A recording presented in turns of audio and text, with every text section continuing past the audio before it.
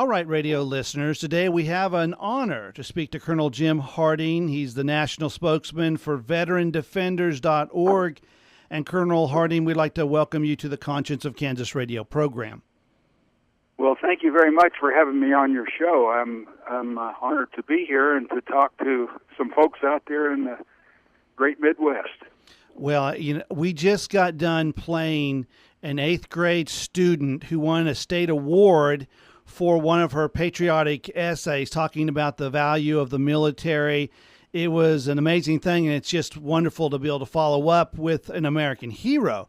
I'm so amazed, Colonel Harding, when I look at your bio, and I would tell folks in Radioland there's no way to adequately describe in one sitting all the amazing things you have done, both in the field of operations, defending the country, and teaching, and just down the line.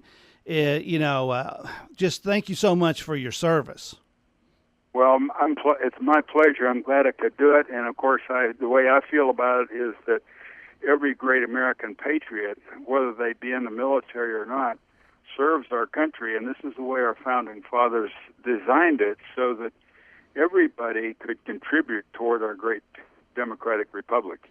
Well, and I agree, and I have a great feeling of honor for all the military people that sign up in peace and wartime, because you never know what the future will bring, and those that say, I'm willing to go. But when I read the stories, the story about you being shot down in Vietnam and trying to evade the North Vietnamese troops, I mean, man, I don't know what I would do in such a situation. I don't know how most people could fathom the heroic nature and the amount of stress that would be involved in something like that. It's just something else to try to just read. Well, if you stop and think about it, that's one of the things that the United States military does better than any other country in the world, and that's why we are the most powerful nation, the most powerful military, is because we train our people to be able to meet any contingency. And it was obvious when we went into World War I and World War II, even in Korea, Vietnam, and in the Middle East, we're the best trained people there. Our pilots are the best trained, our sailors and soldiers are the best trained, our Marines are the best trained, because we know that you're going to have to face a situation. You have to be prepared for it. So when you talk about being shot down, we went through survival schools, really a group of them, sea survival, jungle survival, and just plain survival for interrogation if you were captured. All of these things prepare you so that you essentially know what's going to happen ahead of time, and it relieves a lot of the stress so you can concentrate on just completing the mission. And that's the other thing about flying in combat, is that you learn to fly the airplane so well that it's essentially a part of you. You don't have to even concentrate on flying. You're concentrating on the mission that's at hand, so that you use your full attention toward accomplishing that mission rather than the mechanics of flying an airplane. Well, I guess you'd have to do that. I'm again looking at your bio there. Nearly 5,000 hours of military single-engine flying time, 69 different parachute jumps or more. I mean, you were doing these things on a regular basis, and different missions. It's an amazing thing, and I would tell folks in Radioland that we're going to put not only veterandefenders.org, their link up here at our master website, but I want you to see the Colonel's bio, because when it comes to the awards and decorations for service, it should just have a line that says everything, because you basically have been awarded everything, an amazing list of stuff. And, when you're in the field of operation, something like Vietnam or our soldiers that are defending the country now and have been for quite some time, does it just become your job? Or do you think, if I have to keep doing what I did today, I'm not going to make it another year? How did you cope with that? Oh, I don't think it ever entered my mind. Of course, you're young and bulletproof when you're that age. And, I got shot a few times, and every time I thought, well, they're not going to get me, but they did, of course.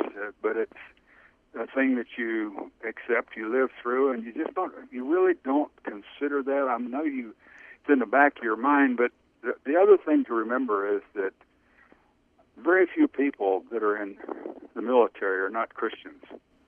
And, of course, we know that we're doing God's work when we're defending the liberties and freedom of the United States of America. Right. Because he blessed our land when he first created the United States. Those folks that put this together were an ordinary group of men, but they were, I think, touched by God to be able to come up with a Declaration of Independence and a Constitution that has withstood the test of time. And if we don't tinker with it and mess with it, it's going to continue for another 230 or 40 years or more. Mm-hmm. But that's what you have to, I think that's what people don't realize, is that when people go into combat, they know what they're fighting for.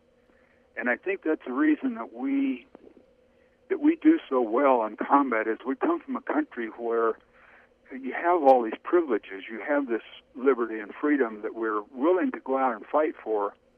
And by the way, the people at home do the same thing. I can remember in World War II when I was growing up, we didn't have sugar, we didn't have gas, we didn't have a whole lot of things because they were being used for the war. Right. So you see what I'm trying to get at is the nation is what makes the military. And because our nation is so strong, we are a good patriotic Christian nation, Judeo-Christian nation. I think that allows our people who voluntarily go into combat, nowadays, of course, they're all volunteers, Mm-hmm. to fight to the death if necessary to defend this great country and defend their fellow man. Well, I think it's very important to have a volunteer army, to have people that are there because of the values and what they believe in, and it's very important. Tell folks what you guys do there at veterandefenders.org. Well, that's a great question, and it is the organization of veterans. We have some 39 million veterans in the United States. All, of course, are not able-bodied. Some of them are getting pretty old because we still have a few World War II veterans around, and I've met quite a few of them, Korean veterans, and as you can imagine, they're getting a little bit old and some of them a little bit feeble. But our challenge to these veterans, and to everybody, of course, in the United States of America, is to be prepared for whatever contingency may happen. We felt that it was necessary to try to organize our veterans because they have the skills that are necessary for organization and completing completing a task. We have had to do that throughout our careers, whether you retired from the military or whether you were just in for an enlistment a short time. You learn skills, organizational skills, things that you knew how to do, and those skills can be transformed and transmitted into a civilian situation, such as a flood, a hurricane, a typhoon, or whatever it happens to be, the natural things, but as well for something that might be man-made. For instance, we know that there are some 3,000 Iranians running around through the United States of America, and we don't know what they're here for, what they brought with them, or what their intentions are. So we have tried to get our veterans to let us know if they see something that's out of kilter. For instance, in the Times Square thing up in New York, there was a veteran that notified the authorities that somebody was looking kind of suspicious with his truck, and they stopped him before he blew the truck up. Mm-hmm. These are the things we say. If you see something, say something. Let your eyes and ears be the trigger that lets the rest of us know what's going on, so we can then try to investigate, take action, and stop it before it happens. And we've really stopped literally thousands of incidents since 9/11 because of the alertness of not only veterans but from our police forces, our CIA, the FBI, and all these other organizations. And that's what we're about. We're about getting people prepared to take care of themselves. And I would really encourage anybody, any veteran, to go to veterandefenders.org and just check out our website, check out what we do. And we have a sister civilian counterpart, which is the United States Patriot Union, and that website is patriotsunion.org. They do the same thing that we do, but mostly with civilians. And these are people that are firefighters, police officers, Uh-huh. people that work in a lot of the agencies and so on. And their thing is the same as ours, to try to protect our country from within against invaders, whether they be our own folks, some of our own folks that have turned bad, or whether they be people that have come in from other countries. Well, it's well said. And for folks in Radio Land, I want to let you know that I'm going to have both links are up there and available for folks at our master website at IbbetsonUSA.com to make it easy for folks to find that. And Colonel Hardy, I'm a former Kansas police chief, and I worked in the state of Kansas on the drug task force and several different things in the law enforcement community. And I can just echo what you're saying is that the eyes and the ears of the community is really what helps foil a lot of bad plots, stop a lot of bad things from happening, turn up leads that end up helping law enforcement and others stop bad things. You have to have the community help because they're the eyes. There's only so much law enforcement out there. I wanted to ask you a little bit about your thoughts, if you have any, on this election that's looming here presidentially.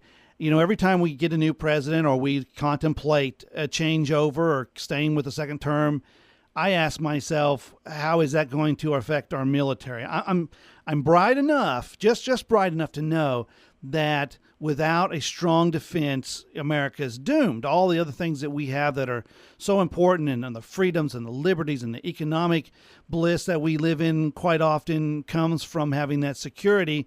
Do you have concerns about this election or any thoughts you want to share? I sure do, and I'll be glad to share them. I want to just touch back on one thing you said about local law enforcement.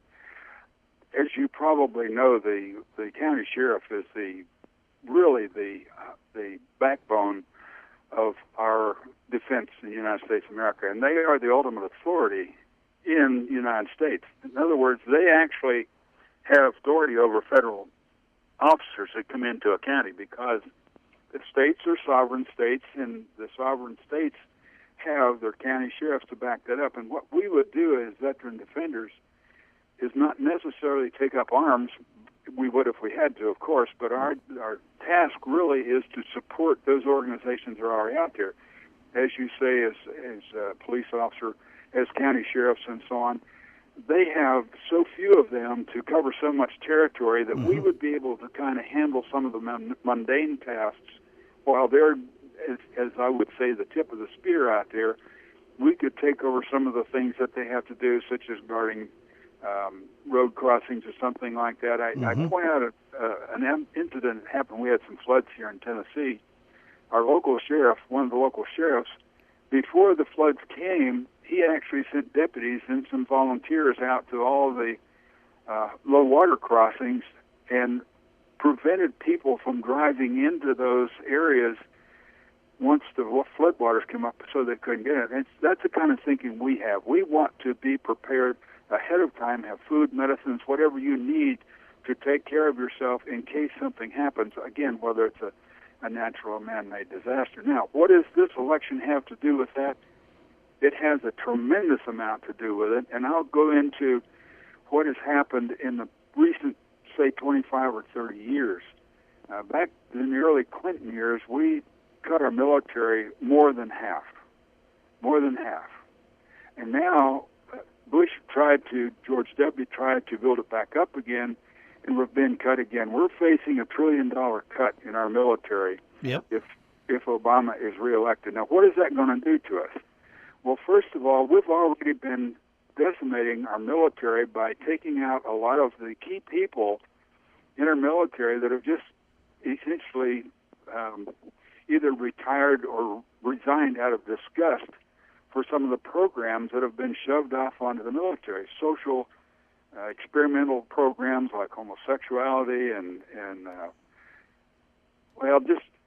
saying that you have to do this, you have to do that, you have to do that. The military is designed for one purpose only, and that purpose is to fight and win wars. It's the defense of the United States of America. The framers of the Constitution knew this. They designed the military to be the ultimate authority in the land, and that was the one thing that they said that they have to have is a strong military. Everything else we've added since then, all these social programs are unnecessary. that's been added at the expense of the military. So what has happened so far? First of all, we cut our missile defense. We've taken missile defense out of some of the countries in Europe. We no longer have that capability to detect and deter these missile launches, and now we've got North Korea and Iran and some of these other places, these rogue nations that we have no control over, that don't follow the rule of law, the rules of war, who are liable to launch at any moment. So that's an important thing. We have stopped the production of the first-line aircraft we have in the Air Force, the F-22, at about a third of the number we really need. We've slowed the production of the F-35, which is the newest fighter we need. These are things that keep us as the strength of the world. If we don't have these premier weapon systems, we will become just like everybody else. And the difference between the United States and other countries is that we don't take territory. When we fight a war to win the war, we don't take territory. We come back home again and let these countries rebuild. Right. The peaceful nations. Our Army, yeah, they're missing a lot of new vehicles that they need, and the Marines for sure have had a serious problem because they needed a new, essentially like an amphibious vehicle, and that's been canceled. So all of these programs that have been canceled or put off, and of course when you put a program off, you add to the expense of it, because the expense of a program is the overall cost from inception until the production starts. And the longer you put that timeline, the more expensive it becomes and the more it hurts our country. Yeah, I agree. The other thing that's hurting us right now is the loss of great personnel that are in our military. Yeah, well, there has to be a continual infusion of soldiers that for those good commanders and stuff that will retire and so forth. One of the things that concerns me greatly about the administration we have right now is that meeting of tooling back the funding for the items and the things that you just discussed, but also projecting an aura of weakness of America it's reflected in the military, how the military is being projected out in the world. People, our enemies, should understand that America is not an aggressive nation, but that you don't mess with America, because we're capable, we're with our assets, but we're also willing to fight to save this country and protect ourselves. I feel like the president has undermined that, and to me, that just asks for aggressors to mess with us. I agree with you 100% on that, and I point out the fact that the last war that we won by causing the enemy to surrender was World War II, and I think we've started to transmit that weakness throughout the world by not completing the battles that we get into. Mm-hmm. For instance, we did not face up to the Soviets in Berlin. We flew the stuff in instead of marching in there and telling them, look, we made an agreement, this is the way the agreement's going to be, we're going to keep it. And the same thing in Cuba. We got them to take the missiles out, but in addition to that, we gave away a lot of things over in Europe. Mm-hmm. Mm-hmm. The same thing in Korea. We had these folks on the run, but the president stopped them before we could defeat the enemy and cause them to surrender. So North Korea is still belligerent out there building missiles and threatening everybody in the world. In Vietnam, when we left, instead of winning that war, we could have won it in 5 or 6 months, but Johnson would not listen to his military advisors. He chose to increase pressure, and as a result, we stayed there, lost 58,000 people, and when we left, over 2 million people were slaughtered. Now we're running into the same thing in the Middle East. We had an enemy. We identified the enemy. That enemy has been around since the inception of the United States, when the Barbary pirates attacked their ships off the coast of Tripoli. We know the enemy in that area, and it's Islam. We should go after those people. We don't need people stationed all over the world. We need to take those soldiers, sailors, airmen, and Marines that are stationed everywhere in the world, bring them back to the United States, and we're attacked. We send those people wherever that attack came from, defeat the enemy, and come back home again. Yeah. We are using our Guard and Reserve forces that should be guarding our borders to keep these people from coming in to fight these wars today, while we have people stationed all over the world. So the idea behind it, and this is what has been really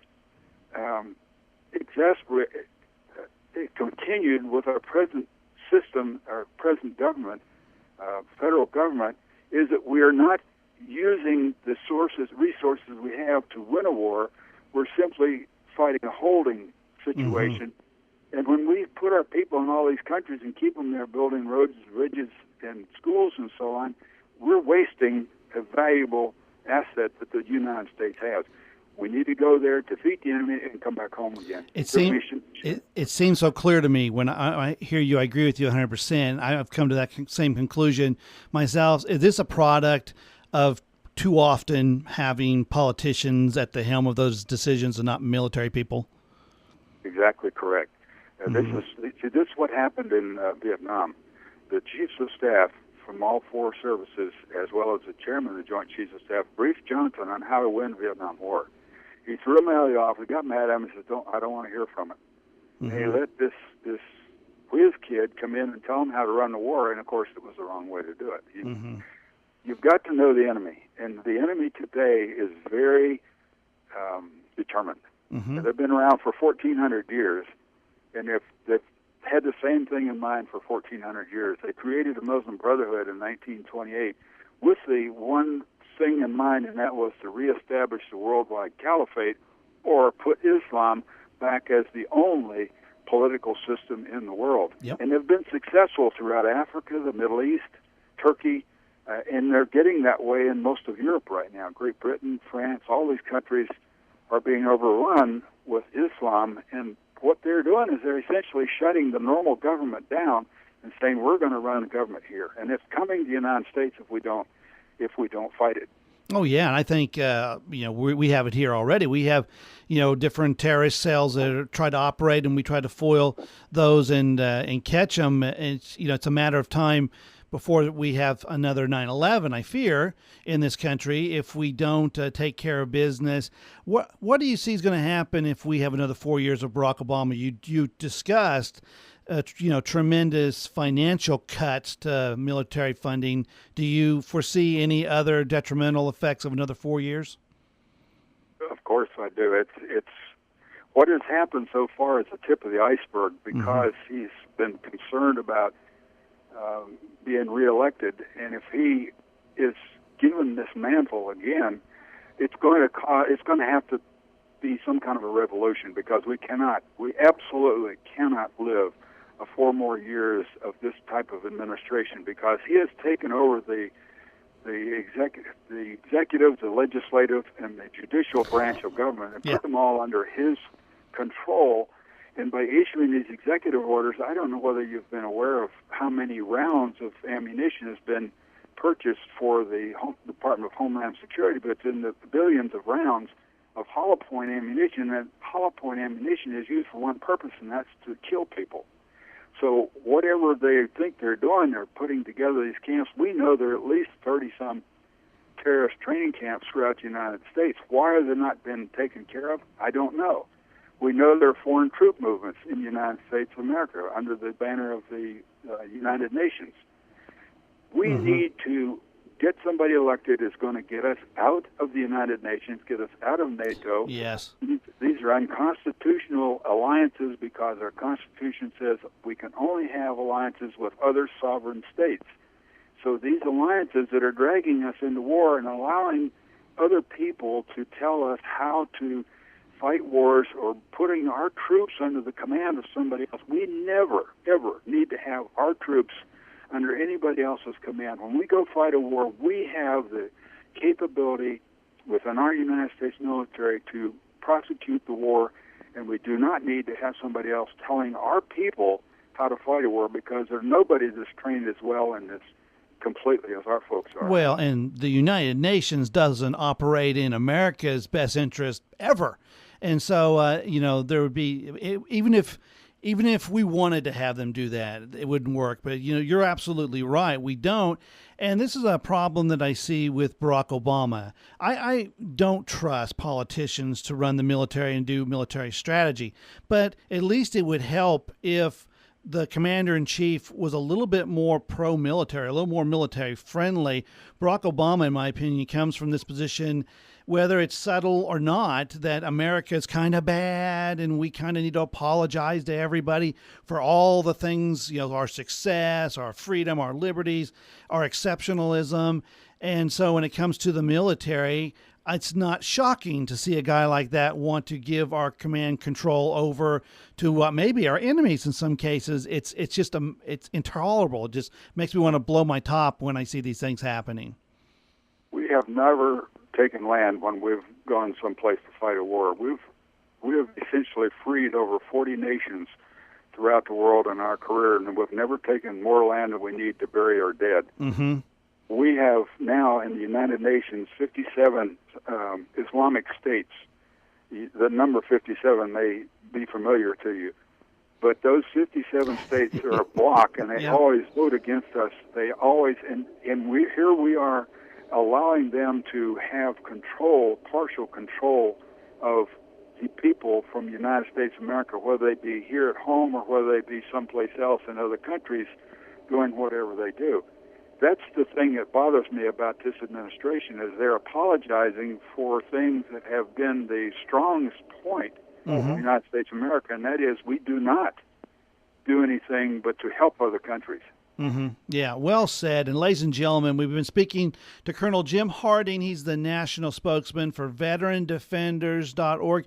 And Colonel Harding, just a pleasure to visit with you today. I've just got a couple moments left. Do you have any parting thoughts before we sign off with you? I sure do. The one thing that I have not mentioned very much is that we are one nation under God. And right now, more than any time in the history of the United States, it is important that we get back on our knees, because we as a nation cannot do this by ourselves. We must have the help of Almighty God in order to persevere. We were established as a Christian nation, we always have been, and we need to go back to that if we intend to succeed. I absolutely agree with you. Colonel Jim Harding, thank you for your service, and thank you for taking time out to speak to the folks here in Kansas on the Conscience of Kansas radio program. Thank you so much for having me. I appreciate it, and God bless you. You too. Bye-bye now.